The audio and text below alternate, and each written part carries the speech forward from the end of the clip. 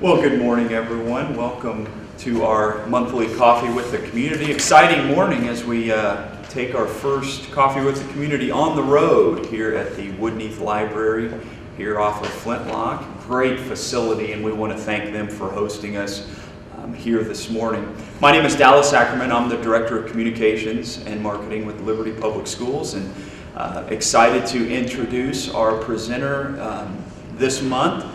He is somewhat new now to the district. He began his role as Chief Operations Officer in July, but he is not unfamiliar with Liberty, having worked for the City of Liberty, most recently with William Jewell College. I will let him speak to that here in just a moment, as he will not only give us a facilities construction update in LPS, but also introduce himself for a few minutes. So with that, I will introduce you to Liberty Public Schools Chief Operations Officer, Mr. Steve Anderson.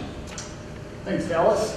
And thank you all for coming out. I feel, just kind of looking at this as a pastor, good pastor right there, everybody come up, I'm not going to do that. But thank you all for coming out today. And as Dallas mentioned, my plan right now is to give you just a quick overview, background of how I landed here at the school district. And then also spend probably a little bit more time kind of going through an update on the various construction projects that are either underway, wrapping up, or maybe midstream. And then at the very end, I'm going to show a brief video. Some of you may have seen this video that students put together at the high school, working closely with staff. I think that it's about 3 minutes, and it gives a really nice kind of recap of all the work that's taken place and some of what's coming as well. So, and certainly questions once I'm done if you have any. So real brief, as Dallas mentioned, I came here, my most recent job before coming to the district was at William Jewell College. At Jewell, I was the Director of Facilities and Procurement, really did much of the operational side of the campus. But what I spent most of my time on in the 4 years that I was there was project managing the prior learning commons. So if you're familiar with the new building up at William Jewell, that when I arrived at Jewell was hired, the planning and the fundraising was just beginning for that project. With my experience, I'll talk in a minute about at the City of Liberty, it was a pretty natural fit to slot me into that role to oversee and project manage that building. And so I spent the better part of a 2 or 3 year period working very closely on driving that project forward from design, planning, to construction and on to completion, and now it's occupied. It's a great new building up on campus. Before that, I worked at the City of Liberty for about 12 and a half years in a couple different roles, but primarily as Planning and Development Director. I oversaw the City Planning Department, the Building Inspections Department, Code Enforcement, Historic Preservation, Economic Development was part of my area of influence as well. And so I did that for about 12 and a half years, which was a pretty long run in municipal government. Got out on my own accord, which not everybody can do after 12 and a half years.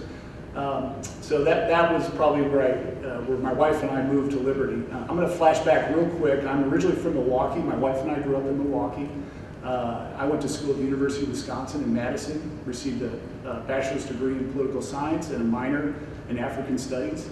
And then I went on to graduate school at the University of Wisconsin-Milwaukee, and there I obtained a Master's of Urban Planning degree. And so that's my background is in city planning. At the same time I was wrapping up my master's degree, my wife was obtaining her certificate in for teaching, and so we decided as we're married, whoever got the first job, that's where we go. And so she was hired at Kansas City Public Schools at Westport Middle School as a language arts teacher, and so that's how we got our start. I was hired at the Mid-America Regional Council, which is the metropolitan planning agency for the Kansas City area, and worked there for a couple of years. And then there's one piece in between there. We moved to upstate Western New York for 3 years, where I was the planning director for a town, Jamestown, New York, which is kind of south of Buffalo. And so that's where our first son was born, in Western New York. And we were there from 96 to mid-98, and that's when we moved to Liberty when I was first hired. So that's kind of, probably could have done that in chronological order, but kind of bounced around a little bit. So anyway, that's my story. My wife and I have lived in town since '98. We have 4 sons. All are Liberty Public School students. One's at Liberty High, one's at Liberty North, and 2 are at Heritage. And all went through Franklin, and we love Liberty Public Schools. Yeah, and so anyway, my coming to the school district was much driven by timing, looking for a challenge, and knowing the school district as well as we did. And my wife works in the school district. I have many good friends in the school district, and it just felt right. And so was glad to apply, and was appreciative of being offered the position. Operations officer, the departments that fall under me are transportation, nutrition services, facilities, maintenance, grounds, custodial, all those sorts of things, as well as safety and security and purchasing. So those are the primary areas that funnel up through my department. All right, so I think I did that. Hopefully that wasn't too long. So I'm going to walk through the construction projects here. And what I thought I'd do, and to me what was probably most interesting, and part of this is because I'm a planner by education and by nature, I'm very process oriented, and so when I first arrived at the school district, I immersed myself not only in the active construction that was underway, but also I was very interested to learn the process that brought this community from where it was a few years ago to a point where they authorized $30 million worth of construction activity. And what I learned was very, very impressive. Just the amount of the collaboration, the deliberation, the professional engagement at the right time, bringing in the community at the right time, very early on, the active participation throughout. This district should be very proud of that process, and I know some of you all, I think, were involved in that process. But I'm saying that as an outsider. First of all, I mean, it's great being inside as well. But a very impressive process, and I think it's bearing good results. And so I'm going to recap a little bit what that was like in that process, and then we'll show you where we've landed. This is just kind of at the very front end. I won't read through these, but at the front end, I'm trying to capture a complete vision of where the district wanted to head, how it wanted to approach expansion and growth from a facility standpoint. And this really tried to kind of capture that full circle of how the district should go about the process. And again, this is very early on, thinking through how do we want to do this before we started to do it. So again, very intentional and deliberative. The other thing that was very key to this process was an evaluation of space, an evaluation of ratios of student to space, an evaluation of how much is expended for space. And the model that was developed is kind of a current where we're at, where we're going or as is, and then how, if we stay on that path, when we reduce by 10%, what that would mean. And so that really was a main driver in kind of putting the whole program together. And this was all put together as kind of part of those early visioning steps in the goal setting process. And again, this is kind of capturing where they landed before they started actual plan development. Again, a lot of this was driven by the one-to-one experience, as well as the pilot school, which has turned out to be epic, and some of the other issues that are floated here. So I will now read through each of these. This is actually, I think this is a great slide because this captures the amount of activity between July of 12 and July of 13, the level of engagement across the district to make sure the decisions that were made were the right decisions and the right people were at the table at the right time. And I think this isn't everything too, because there are meetings before this and there are meetings after, but this shows you where all that visioning came together and the plan was developed, and I think is indicative of what I said earlier, of a matter of how important the process was to pull this together.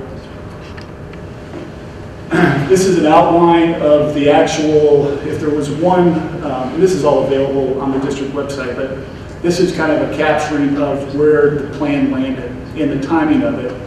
What you can't really pick out here, but you can see kind of there's a separation in the middle. There's two phases. And the first phase includes, and I'll get into the detail here in a minute, the first phase includes the various elementary schools that went through expansion here recently, the EPIC project, 2 high schools that are currently underway, the District Administrative Center, and then also the Liberty Academy, which moved in over at Blackberry.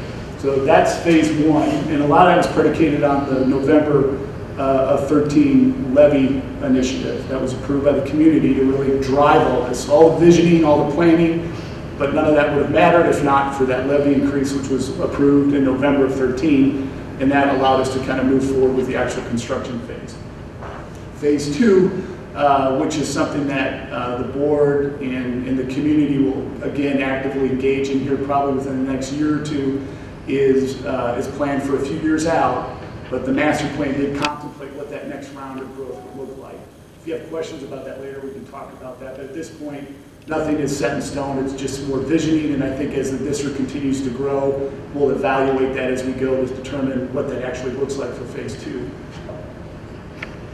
So phase one, this is actually a slide that represents two projects. It's Kellybrook and Warren Hills.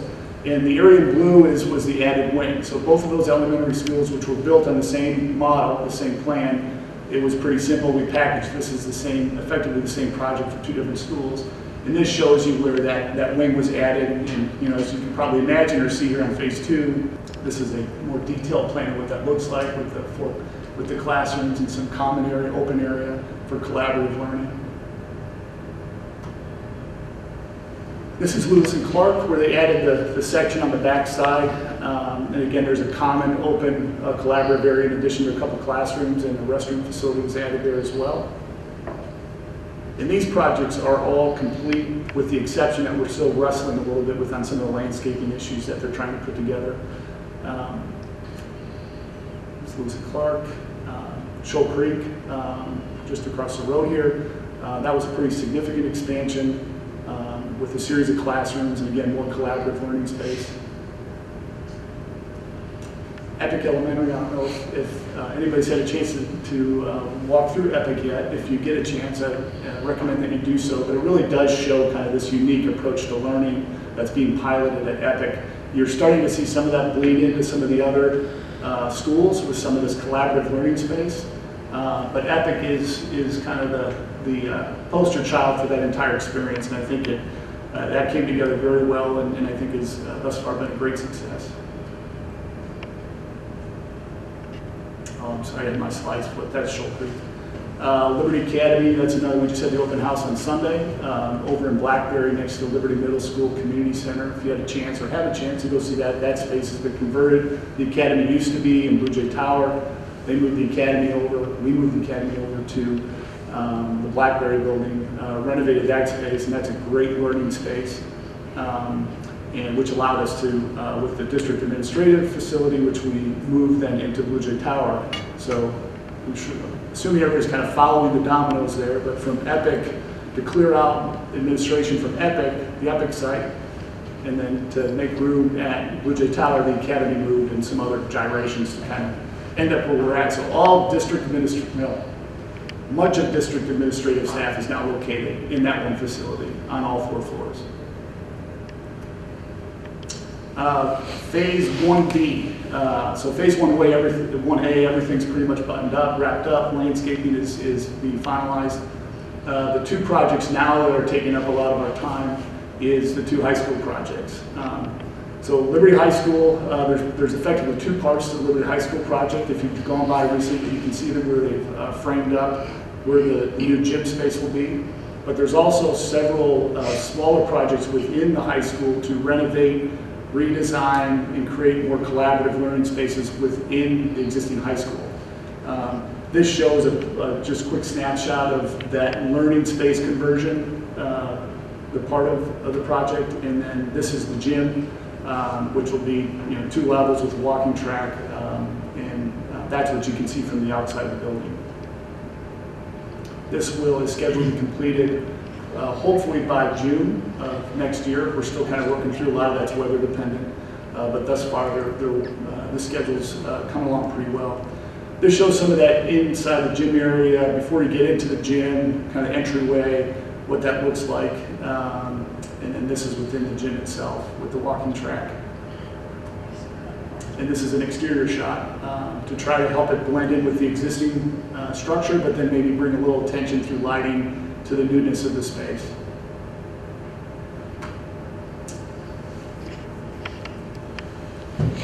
Okay, that's interesting. So Liberty North, oh, I must have this on kind of a phase thing, sorry. So Liberty North is going through, if you've been up there recently, there's a wing kicking out. I guess it would be headed towards the south side or southwest side of the building, which will add a whole series of classrooms and science labs, more collaborative learning, especially in some of the common areas.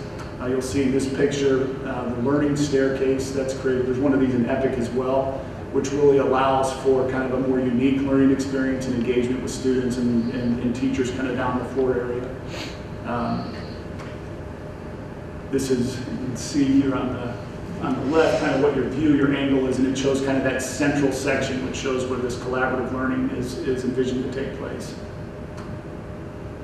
And lastly, this is the exterior of the building. So that's just a real quick recap. The Liberty North should be done by April this year.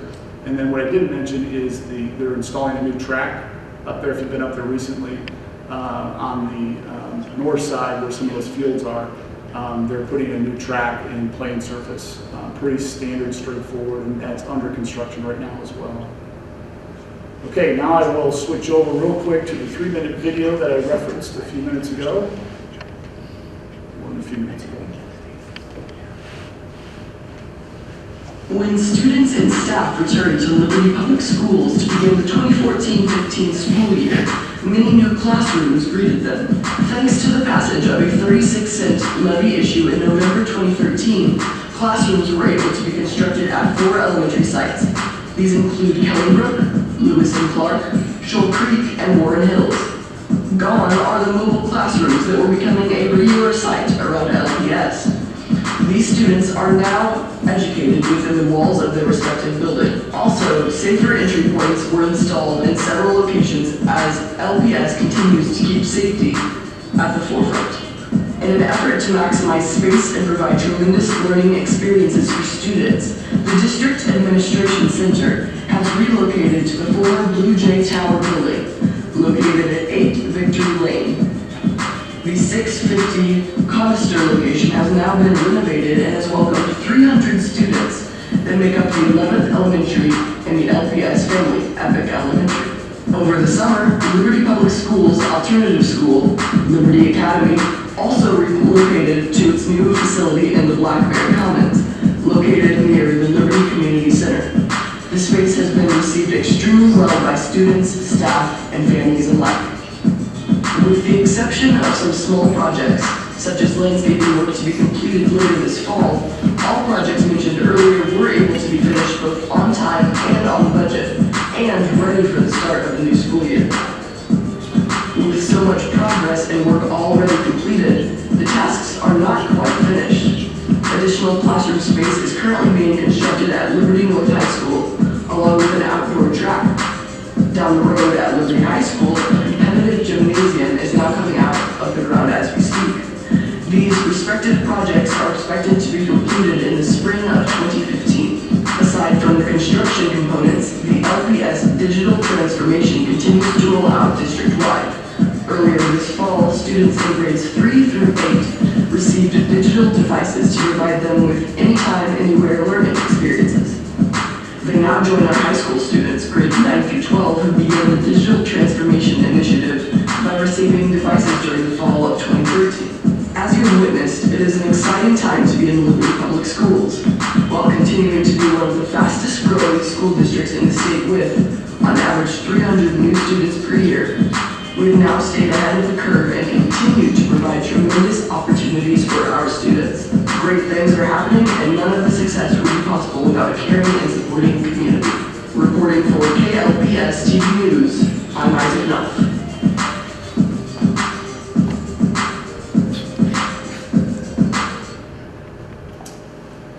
Little known fact, that's Dallas on the beatbox in the background.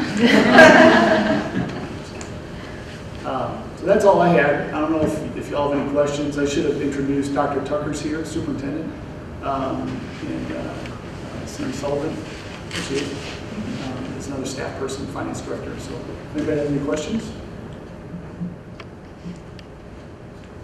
Well, thank you, Mr. Anderson. Appreciate him presenting. Let's give him a round of applause this morning. It's been great working with him the last few months, as it has with Dr. Tucker. They have been so great to work with, and we appreciate and are thankful for them being here. That is going to wrap it up for this month, but we're looking forward to next month. And the gentleman that's going, actually several of the folks that are going to be involved in next month are with us today. We're going to get an update from the Liberty School District Foundation. Mr. Ken Peterson, the chair of the foundation, will be there on that morning coming up in November. He will also be joined by our new executive director for the foundation. That date is Thursday, November 13th, and we hope to have another location out in the community secured here coming up in the next few days. So we'll pass along that information to everyone as well. So thank you so much for coming this morning on a kind of a dreary morning for braving the elements outside.